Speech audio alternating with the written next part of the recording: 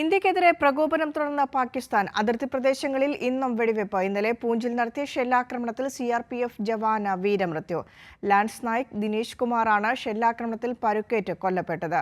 പാക് പ്രകോപനത്തിനിടെ അതിർത്തി മേഖലകളിൽ അതീവ സുരക്ഷ ഏർപ്പെടുത്തിയ സൈന്യം. ഇപ്പോഴും ജമ്മുകാശ്മീരിന്റെ പല അതിർത്തികളിലും വലിയ രീതിയിലുള്ള പ്രകോപനം പാകിസ്ഥാന്റെ ഭാഗത്തുനിന്നുണ്ടാകുന്നുണ്ട്. അതേസമയം തന്നെ ഇന്ത്യൻ സേന തിരിച്ചടി നടത്തുമെന്ന കൃത്യമായ നിർദ്ദേശങ്ങൾ, അതടക്കമുള്ള സുരക്ഷാ നിയന്ത്രണങ്ങളടക്കം കരസേന വിവിധ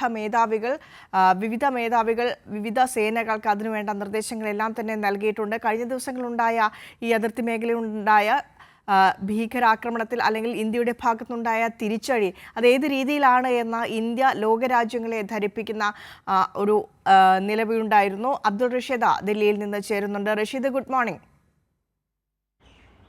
ഏത് രീതിയിലാണ് ഇപ്പോൾ നടക്കുന്ന സൈനിക നീക്കങ്ങൾ, പ്രത്യേകിച്ച് ജമ്മു കാശ്മീരിന്റെ അതിർത്തി പ്രദേശങ്ങളിൽ?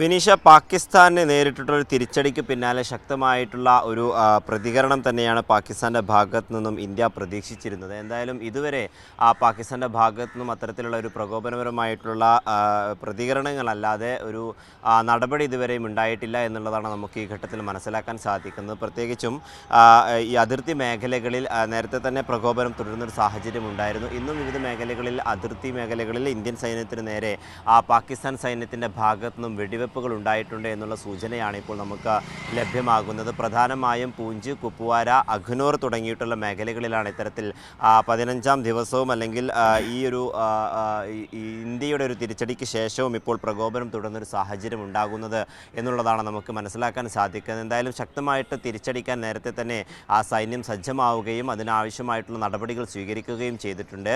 എന്തായാലും നിലവിൽ ഇപ്പോൾ ഈ മേഖലകളൊക്കെ തന്നെയും അതീവ സുരക്ഷയുടെ കീഴിലാണ് നടക്കുന്നത് അല്ലെങ്കിൽ മുന്നോട്ട് പോയിക്കൊണ്ടിരിക്കുന്നത്. പാകിസ്ഥാൻ പ്രകോപനം തുടർന്നൊരു സാഹചര്യത്തിൽ ഈ മേഖലയിൽ സൈന്യം കനത്ത സുരക്ഷ ഏർപ്പെടുത്തുകയും ചെയ്തിട്ടുണ്ട്. CRPFൻ്റെയും അതോടൊപ്പം മറ്റു സൈനിക ഉദ്യോഗസ്ഥരുടെയൊക്കെ തന്നെയും നിരീക്ഷണം കൃത്യമായിട്ട് ഈ മേഖലയിൽ നടന്നുകൊണ്ടിരിക്കുകയാണ്. അതേസമയം രണ്ടാം ഘട്ട ഷെല്ലാക്രമണം പാകിസ്ഥാൻ നടത്തിയിട്ടുണ്ട് എന്നുള്ളൊരു സൂചനയും ഇപ്പോൾ ലഭ്യമാകുന്നുണ്ട്. ദേശീയ മാധ്യമങ്ങൾ അതുമായി ബന്ധപ്പെട്ട വാർത്തകൾ നൽകുന്നുണ്ട്. എന്തായാലും അതിൻ്റെ ഒരു സ്ഥിരീകരണം ഇതുവരെയും വന്നിട്ടില്ല.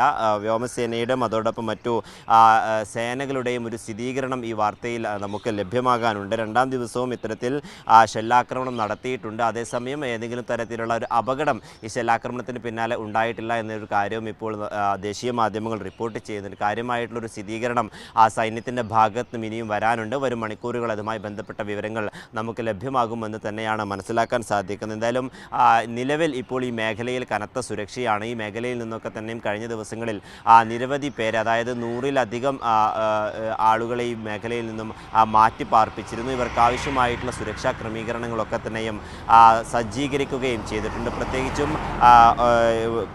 ജമ്മു കാശ്മീർ മുഖ്യമന്ത്രി ഒമർ അബ്ദുള്ള അതുമായി ബന്ധപ്പെട്ട ക്രമീകരണങ്ങൾ വിലയിരുത്തുകയും ചെയ്തിട്ടുണ്ട്. നിലവിൽ ഈ മേഖലയിൽ ശക്തമായിട്ടുള്ള തിരച്ചിൽ തുടരുകയാണ്. അതോടൊപ്പം പാകിസ്ഥാൻ്റെ ഭാഗത്തു നിന്നും എന്തെങ്കിലും ഒരു പ്രകോപനം ഉണ്ടാവുകയാണെങ്കിൽ അതിനെ ശക്തമായിക്കൊണ്ട് തിരിച്ചടിക്കാനുള്ള ഒരു നടപടിയും ഇപ്പോൾ ഇന്ത്യയുടെ ഭാഗത്തും ഉണ്ടായിട്ടുണ്ട്. ഏതെങ്കിലും ഒരു അടിയന്തര ഘട്ടത്തിൽ തിരിച്ചടിക്കേണ്ട സാഹചര്യം ഉണ്ടാവുകയാണെങ്കിൽ അതുമായി മുന്നോട്ട് പോകാമെന്നുള്ള കാര്യം കഴിഞ്ഞ ദിവസം തന്നെ കരസേനാ മേധാവി ഉദ്യോഗസ്ഥർക്ക് നിർദ്ദേശം നൽകുകയും ചെയ്തിട്ടുണ്ട്. ഈ ഒരു പശ്ചാത്തലത്തിൽ ഏറെ നിർണായകമാകുന്ന സമയങ്ങളിലേക്കാണ് ഇരു രാജ്യങ്ങളും മുന്നോട്ട് പോകുന്നത് എന്നുള്ളതാണ് നമുക്ക് ഈ ഘട്ടത്തിൽ മനസ്സിലാക്കാൻ സാധിക്കുന്നത്. നിലവിൽ മേഖലയിൽ കനത്ത സുരക്ഷയിൽ തന്നെയാണ് മുന്നോട്ട് പോകുന്നത്. അതേസമയം ഈ പാകിസ്ഥാൻ്റെ ചില യുദ്ധവിമാനങ്ങൾ ഈ പഞ്ചാബ് അതിർത്തി മേഖലകളിലേക്ക് വന്നിരുന്നു എന്നൊരു സൂചനയും നമുക്ക് ലഭ്യമാകുന്നുണ്ട്. ഇതും സ്ഥിരീകരിക്കാത്ത വാർത്തകളാണ്. ദേശീയ മാധ്യമങ്ങളടക്കം ഇതുമായി ബന്ധപ്പെട്ട സൂചനകൾ മാത്രമാണ് നൽകുന്നത്. പാക് അതിർത്തിയിലേക്ക് യുദ്ധവിമാനങ്ങൾ വരികയും പിന്നീട് അത് തിരിച്ചു പോവുകയും ചെയ്തു എന്നൊരു